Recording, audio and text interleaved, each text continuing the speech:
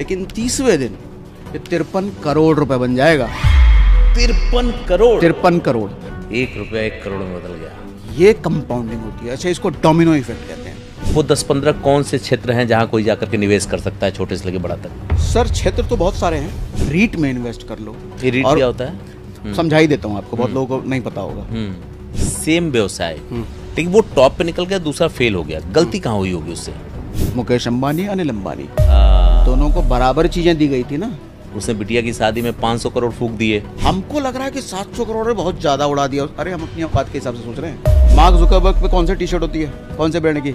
जितने luxury brands हैं, एक डेटा मैंने पढ़ा था कि इनको खरीदने वाले ज्यादातर वो लोग हैं जो इनको अफोर्ड नहीं कर सकते अच्छे से। ठीक है, लग्जरी दिखाना भी, कर भी लो, औकात बना लो पहले उसके लिए। EMI से औकात नहीं दिखाया जाता। मुर्दे में भी जान डाल देगी ये लाइन, और ये समझने वाली बात है। एक वनवास का पीरियड तय करना पड़ेगा अपनी जिंदगी में। आपकी नजर में पैसा कमाना महत्वपूर्ण है या बचाना? ज्यादा प्योरिटी की बात कर रहे हो तो मैं कह रहा हूँ कमाना ज्यादा महत्वपूर्ण होता है। कैसे? कि जब सब लोग सोने की खुदाई कर रहे हों तो आपको सोने की खुदाई नहीं करनी चाहिए, बल्कि सामान बेचना चाहिए। ये कहानी का तात्पर्य क्या था? पूरी दुनिया आज YouTube पे, Instagram पे, Facebook पे कंटेंट कंज्यूम कर रही है, तो कुछ लोग कंटेंट बनाने में लगे हैं। पैसा कौन बनाएगा? आपके लिहाज से क्या है सही? कौन कौन सी उम्र में कैसे कैसे क्या क्या होना चाहिए? पूरी किताब याद कर ली आपने, लग रहा है। अरे मैंने आपकी किताब को 2 बार पढ़ा है।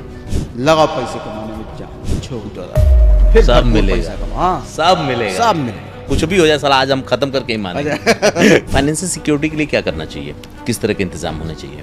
फाइनेंशियल सिक्योरिटी, तब तक वनवासी वाला जीवन जियो जब तक फाइनेंशियल सिक्योरिटी हासिल ना कर लो।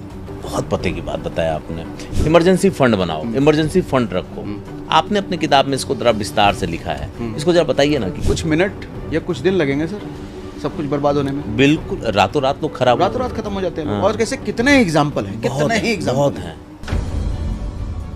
इधर बीच मैंने आप लोगों के कमेंट पढ़े हैं और लगातार आप लोग ये कह रहे थे कि जब भी मैं फाइनेंस पे किसी से पॉडकास्ट करता हूँ तो आप ये कहते हैं कि मैं बड़े लोगों की बात करता हूँ। इधर बीच एक किताब मेरे हाथ लगी है जिसका नाम है द रियल रिच। जब मैं उसको पढ़ा तो मुझे लगा कि ये एक ऐसी फाइनेंस पे किताब लिखी गई है जो एक व्यक्ति सिर्फ पढ़ना जानता हो तो उसको पूरी फाइनेंस की नॉलेज दे देगी, क्योंकि इससे सिंपल कोई दूसरी किताब हो ही नहीं सकती। लेकिन एक जगह पे आके दिमाग मेरा अटक गया, वो ये कि द रियल रिच का मतलब क्या होता है? क्या फेक रिच भी होते हैं?